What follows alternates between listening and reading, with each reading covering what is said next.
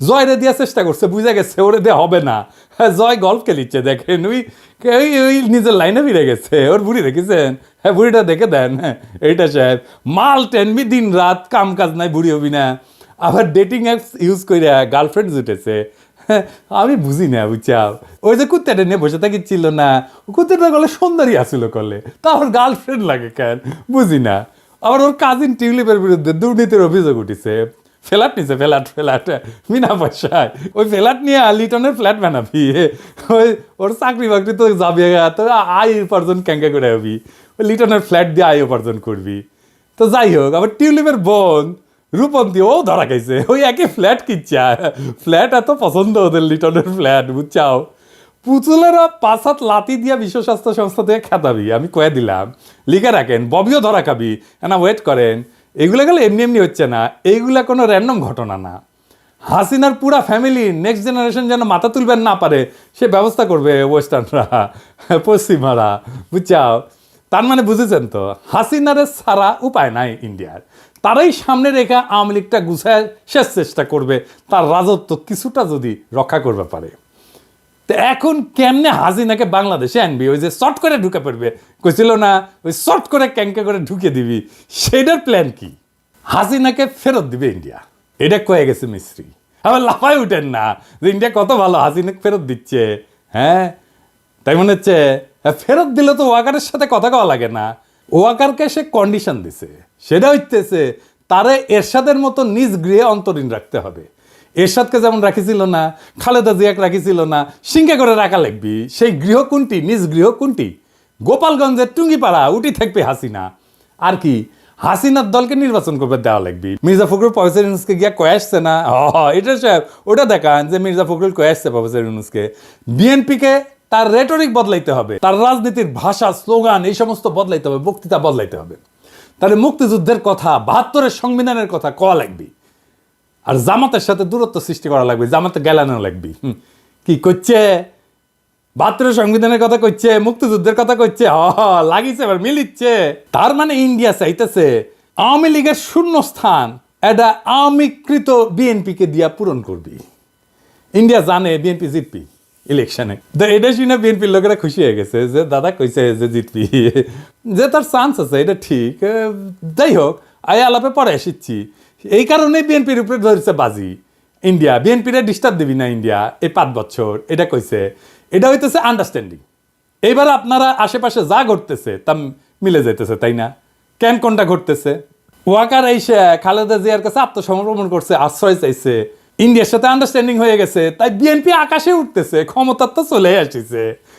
খারান একটু খারান, এত তাড়াতাড়ি উল্লাস করেন না। হ্যাঁ, বিএনপিরে ইন্ডিয়া যে ডিস্টার্ব দেবেন না, দেশের মানুষকে ধঞ্জা, তারা ঠাসি খায় বসে থাকবে। ভোটের হিসাব জানি না, বলা মুশকিল, কিন্তু একটা কথা বিএনপি কই, আপনাদের যত প্রস্তুতি থাকুক, আপনাদের ভোটে হারায় দেওয়া কোনো ব্যাপার না। একটা সিরিয়াস টিম যদি কাজ করে 3 মাস মাত্র, আপনার বিরোধী শক্তিগুলো যদি ঐক্যবদ্ধ হয়ে যায়, কয়েকটা স্ট্র্যাটেজিক মুভ নেয়, আপনি হারবেন কিনা জানি না, কিন্তু আপনার আসন সংখ্যা ব্যাপকভাবে কমায় দেওয়া যাবে। কেউ যদি এটা করে কি হবি? আমি যা যা কইলাম তা যদি ঘইটা যায়, মানে হাসিনা যদি আসে, গোপালগঞ্জে যদি ঘাটি গাড়ে, আওয়ামী লীগ যদি নির্বাচন করে, বিএনপি অজুহাত দিবে আমাদের কি দোষ, এটা তো প্রফেসর ইউনূসের সরকার করেছে। কিন্তু আমরা জানি বিএনপি ওকে সিগন্যাল না পাইলে প্রফেসর ইউনূস কোনোটাই করবে না। বিএনপি যদি ইন্ডিয়ার সাথে নেগোসিয়েশন করেন, তাই বিএনপির কর্মীরা, নেতারা লিখে রাখেন এই নির্বাচনে জিতে ক্ষমতা হয়তো নিতে পারবেন, কিন্তু রাষ্ট্র চালাইতে পারবেন না। পুরা টার্ম পূরণ করতে পারবেন কিনা আমার সন্দেহ আছে। ওই টার্মই আপনাদের শেষ টার্ম হবে। আপনারা আর সরকার গঠন করতে পারবেন না জিন্দেগিতে। আপনারা এই জুলাই আগস্ট বিপ্লবের চেতনা ধারণ করতে পারবেন না, এটা করতে হবে ধারণ। এটা মনে করেন না যে আপনাদের হুদায় বদনাম করিচ্ছি। হ্যাঁ, খুবই বিশ্বাসযোগ্যভাবে ক্যালকুলেট করে দেখাই দেওয়া যাবে কেন আপনারা আর ক্ষমতা আসতে পারবেন না যদি ইন্ডিয়ার সাথে নেগোশিয়েট করে আসেন। এটার বাইরে আরও 2টা কারণ আছে। আপনাদের রাষ্ট্র চালানোর প্রস্তুতি নাই। প্রায় 18 বছর আগে যারা মন্ত্রী ছিল তারা কেউ আর কর্মক্ষম না। আপনাদের সরকার হবে কচিকাচার মেলা, কারোই রাষ্ট্র পরিচালনার অভিজ্ঞতা থাকবে না। আপনাদের 31 দফায় তার প্রমাণ আছে। ওইটা নিয়ে এত কাছাকাছ হয়েছে, এটা নিয়ে আলাপ করবো নি আরেকদিন। আর 2 নম্বর হইতেছে ভারতের সাথে ঘুটু করা বাংলাদেশের মানুষ খুবই খারাপভাবে নেবে। তাই খুব খেয়াল, সামনে মুরগি পিছে শেয়াল। যাই হোক, আজকে এপিসোডের শেষে একজন শহীদের গল্প বলি। 2.5 মাস আগে ওর বাবা মরে গেছে। আমার বেটার টাকায় চলতো বড় সোয়ালের পড়াশোনা আর 4 জনের সংসার।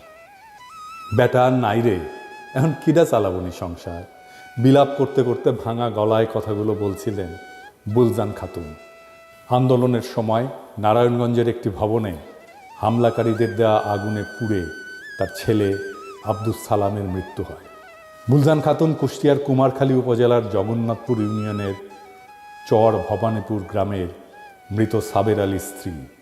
তার ছোট ছেলে আব্দুস সালাম নারায়ণগঞ্জের চিটাগাং রোড এলাকায় একটা 10 তলা ভবনের 2য় তলায় ব্যাংকটির একটি শাখায় সাজসজ্জার কাজ করছিলেন। আন্দোলনের সময় সহিংসতায় বিকেলে ওই ভবনে আগুন দেয় দুর্বৃত্তরা। আগুনে পুড়ে ঘটনাস্থলেই মারা যান সালাম। চর ভবানীপুর গিয়ে দেখা যায় টিন শেডে আধ পাকা একটি ঘরের ভেতর সালামের মাকে ঘিরে বসে আছেন স্বজনেরা, আর তার মা বিলাপ করে কাঁদছেন। আরেক কক্ষে বাকরুদ্ধ হয়ে শুয়ে আছেন সালামের স্ত্রী মারিয়া খাতুন। কথা বলার শক্তি হারিয়ে ফেলেছেন তিনি। পাশেই বিছানার উপরে খেলা করছে তাদের 1.5 বছর বয়সী একমাত্র সন্তান। শিশুটিকে দেখে কেউ কেউ বলছিলেন সে বুঝতেই পারছে না যে তার বাবা আর নেই। সালামের বড় ভাই আলামিন বলেন, শনিবার বিকেলে হঠাৎ ফোন দিয়ে সালাম আমাকে বলল, ভবনে আগুন দিয়েছে, ধোঁয়ায় কিছু দেখা যাচ্ছে না, শ্বাস নিতে কষ্ট হচ্ছে, আমি মনে হয় আর বাঁচব না, তুই আমার স্ত্রী, সন্তান আর মাকে দেখে রাখিস। নিহত সেলিমের স্ত্রী শোভা খাতুন জানান, গত বিকেলে ফোনে সেলিমের সঙ্গে শেষ কথা হয়েছিল। ফোনে বারবার তিনি বলছিলেন, প্রচুর ধোঁয়া, নিঃশ্বাস নেওয়া যাচ্ছে না, হয়তো আর বাঁচব না, বাবা মা আর মেয়েকে দেখে রাখিস। বিলাপ করতে করতে শোভা বলছিলেন, এখন আমাদের দেখবে কে? 3 বছরের মেয়েকে নিয়ে কোথায় যাব? শহীদ সালামের পরিবারকে যদি আপনারা খুঁজে পান আমার কাছে নিয়ে এসেন, আমার সাথে পরিচয় করিয়ে দিন। আমার সীমিত সামর্থ্য দিয়ে এই পরিবারটির দায়িত্ব নেব।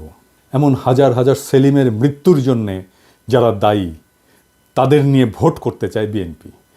তাদের কিভাবে রক্ষা করা যায় সেই প্রজেক্ট নিয়েছে বিএনপি। দলে দলে আওয়ামী লীগাররা ঢুকতেছে বিএনপিতে। প্রমাণ চান? দেখেন। জয় বাংলা, বাংলাদেশ জিন্দাবাদ, বাংলাদেশ জিন্দাবাদ। যাই হোক জয় বাংলা বলতে বলতে অভ্যাস আছে, তো আমরা এখন পরিবর্তন হয়েছি, পরিবর্তন হতে যাচ্ছি। যাই হোক কেউ নেবেন না। বাংলাদেশ জিন্দাবাদ, বাংলাদেশ চিরজীবী হোক। হরে কৃষ্ণ।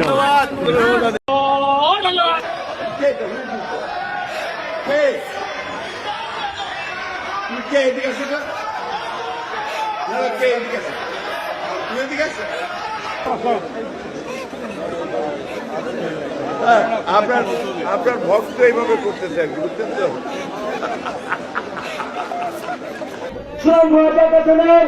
আগামী দিনের কান্ডারি এই বক্তব্য বলে আমি আমার বক্তব্য এখানে শেষ করছি। জয় বাংলা, বাংলাদেশ আমলে, বাংলাদেশের কথা বলে আমলে।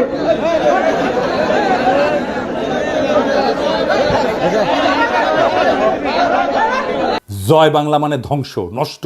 এই ধ্বংস আর নষ্টকে দলে ঢুকায় আপনি আগামীর বাংলাদেশের রাজনীতি করবেন, ভাবছেন চালায় দেবেন। দেখেন, আপনারা যা ভালো মনে করেন, গুড লাক। জুলাই আগস্ট বিপ্লবের পরে বাংলাদেশে নতুন রাজনীতি নির্মিত হবে। ওই বিপ্লবের ময়দানের লালিত স্বপ্নকে বাস্তব করে তুলতে হবে। শহীদের রক্তের দাগ এখনো শুকায় নাই, তার অন্তিম শয়নের মাটি এখনো আমাদের অশ্রুতে ভেজা। সেই রক্ত আর অশ্রুর উপরে দাঁড়ায় আমরা এক নতুন বাংলাদেশ গড়ার শপথ নেব, কারণ সেই শহীদেরা অপেক্ষায় আছে এইটা দেখার জন্যে যে তাদের আত্মত্যাগ বৃথা যায় নাই। ইনকিলাব জিন্দাবাদ।